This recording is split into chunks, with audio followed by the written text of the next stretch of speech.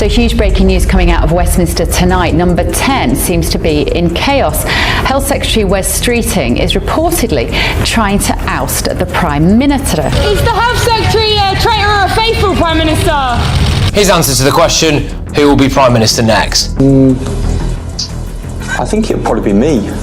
Britain is no longer stable. It is cracking apart piece by piece. In just 48 hours, Starmer's government has dropped into crisis. His ratings have crashed to 13%. Labour now sits at only 18%. Number 10 has descended into open civil war, accusing its own cabinet of plotting to remove the Prime Minister's leaks explode. Panic spreads across Westminster.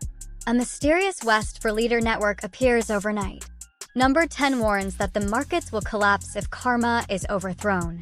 And outside Labour, Nigel Farage circles like a predator that has smelled blood. There are elements of what we saw over the last 24 hours that reminded me ever so slightly of the beginning of the rebellion against Boris Johnson. The breakdown has begun.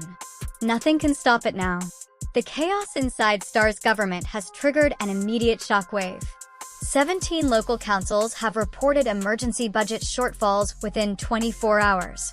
A document sent to the Treasury at 2:14 a.m. lists 3 areas now facing instant cuts: support for pensioners, care for people living alone, and the Winter Energy Fund. At the same time, energy providers warn of a 6 to 9% price surge if markets continue to lose confidence in Number 10. Sources inside Labour confirmed that Wes Streeting's camp has no intention of de-escalating the confrontation. While outside Westminster, Nigel Farage calls this the most dangerous power vacuum Britain has faced in years. A senior council official stated bluntly, if Starr falls, if energy prices will be the first hit, politics is breaking and winter is coming. For the first time, Wes Streeting is no longer hiding in the shadows. At 6:42 this morning, dozens of Labour MPs received the same coordinated signal from Streeting's camp. Stand by. Await activation. No explanation, no context, just an instruction. 8 minutes later, Westminster was hit by a second shockwave. The West 4 leader infrastructure came back online. No announcements, no denials, only one undeniable fact. The system had been switched on. Inside Number 10, the atmosphere snapped into internal crisis level 1.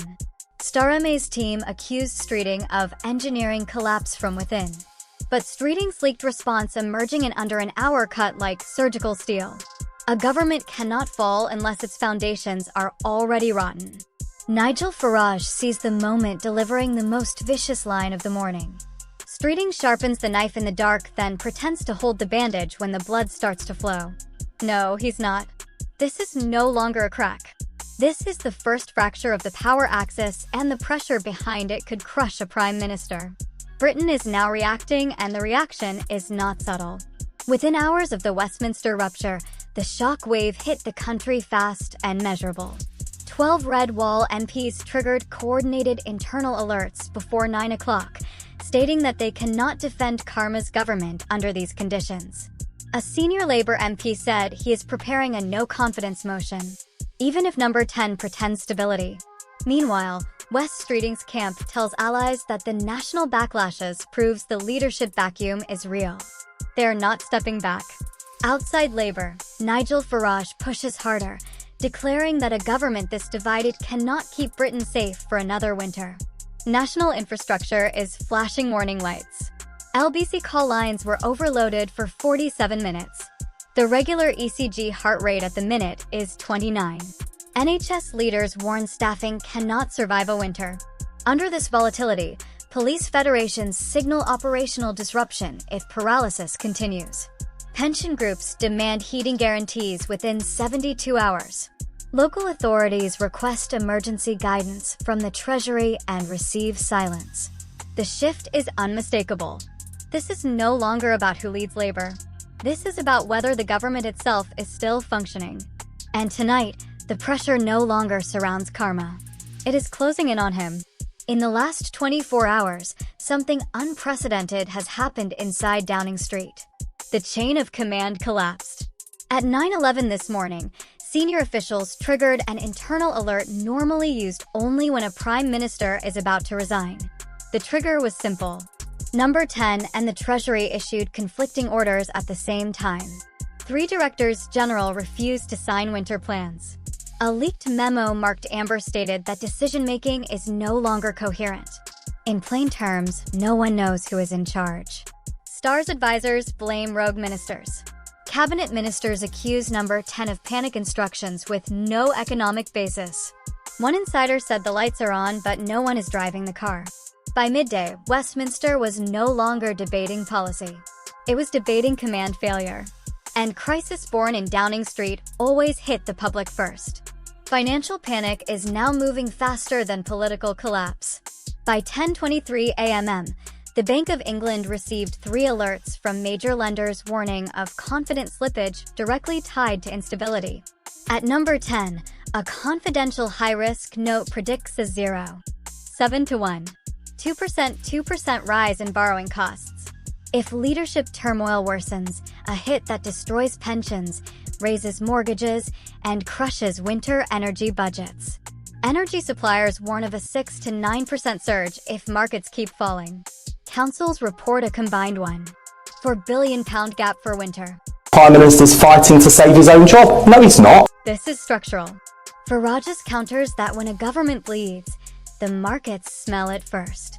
Tonight, the economy itself is turning against the government. For the first time, West Streeting is no longer reacting. He is maneuvering. At 11:06 a.m., he gathered MPs from fragile constituencies and delivered a single message. If stability cannot be restored from the top, it will be restored from elsewhere. Internal logs show a 480% spike in visits to the West for Leader Hub. Neutral MPs quietly request his economic papers in case circumstances change. Number 10 accuses him of planning a silent coup. Streeting's camp fires back that a vacuum is not created. It is exposed. Farage twists the knife further, saying that if Labour tears itself open, the next election becomes a free hunt. Power is no longer orbiting Star. It is searching for someone who can stabilize the fallout. While Labour implodes, Nigel Farage advances from the outside at 12:22 p.m. Reform UK released a targeted warning to older voters stating that they paid in their whole lives and chaos now puts them at risk. Within 1 hour, Farage's support among over 55s rose by more than 2%. He branded Labour's collapse a national vulnerability and added that when a government folds inward, someone must be ready to step out. Insiders say reform has shifted into election posture. Streeting's allies accuse him of fear-mongering. Farage replies that fear arrived before he did. The battlefield widens. Labour is breaking apart and Farage is positioning himself to claim the space it leaves behind. By late afternoon, the crisis had broken out of Westminster entirely. 7 major councils reported they cannot guarantee winter support if energy prices rise again. Energy suppliers warned that current instability could mirror 2008 volatility. International investors quietly shifted money out of UK bonds. One sovereign fund cut exposure by 0.4%, symbolically enormous. Both Star and Streeting scrambled to contain the fallout, but neither can repair the structural crack now forming. At 15:58, a Treasury analyst issued the bluntest warning yet. If destabilization continues, multiple failures may occur at once. This is no longer a political storm. It is a national stress fracture. The next move will decide whether it holds or whether it shatters. Tonight, Britain enters a dangerous calm, the kind that comes before systems fail. Starmer insists he can steady the ship. Streeting gathers allies in the shadows. Farage waits outside the gate, sensing opportunity. Pensioners, workers, and families bracing for winter now stand directly in the blast zone. Brit News stands for peace, stability, and the safety of every community. No matter how fierce the political fight becomes, Britain must not turn on itself. If change is coming, it must come through democracy, not division. If a new chapter is beginning, let it be written with clarity, not chaos. The next days will decide the direction of the nation. Stay safe, stay calm, and if you want to support Brit News, remember to subscribe so you never miss an update.